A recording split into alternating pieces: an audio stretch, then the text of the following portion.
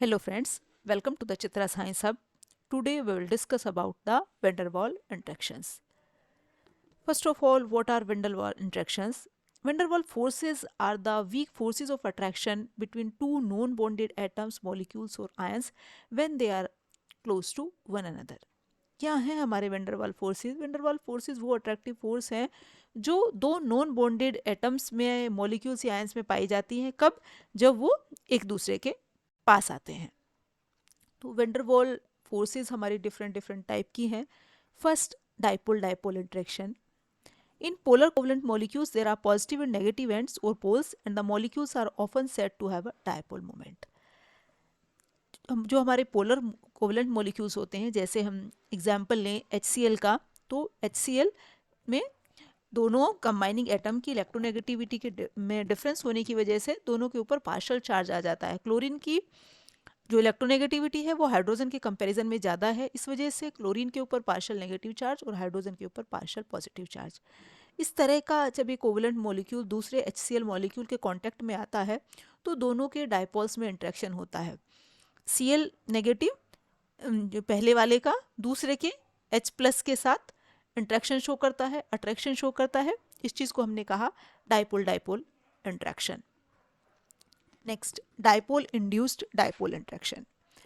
A polar molecule or a permanent dipole induced or polarizes a non-polar molecule which lie applicably close to it.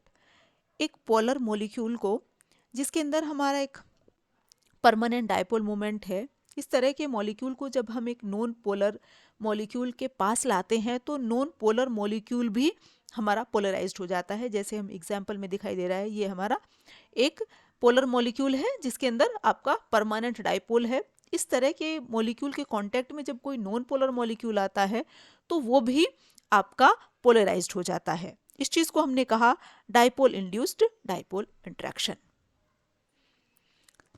Next, induced dipole interactions. ये क्या है?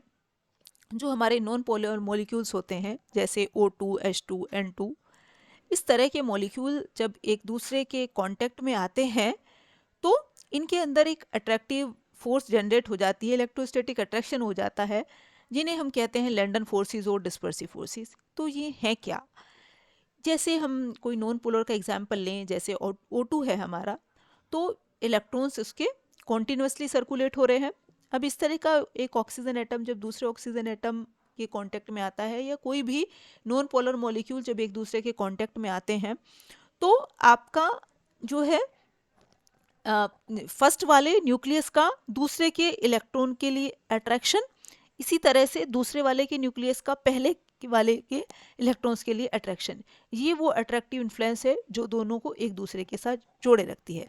Side by side एक repulsive force भी है, किसका? पहले के electron और दूसरे के इलेक्ट्रॉन के बीच में एक रिपल्सिव फोर्स है जो उन दोनों के बीच में बॉन्ड नहीं बनने दे रही।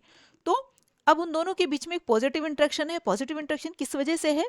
पहले वाले न्यूक्लियस का दूसरे के इलेक्ट्रॉन्स के लिए अट्रैक्शन, इसी तरह से दूसरे वाले के न्यूक्लियस का पहले के इलेक्ट्रॉन्स के लिए attraction.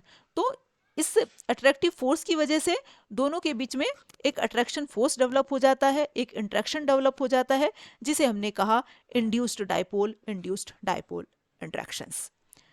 This is all about van der Waals interactions. Thank you.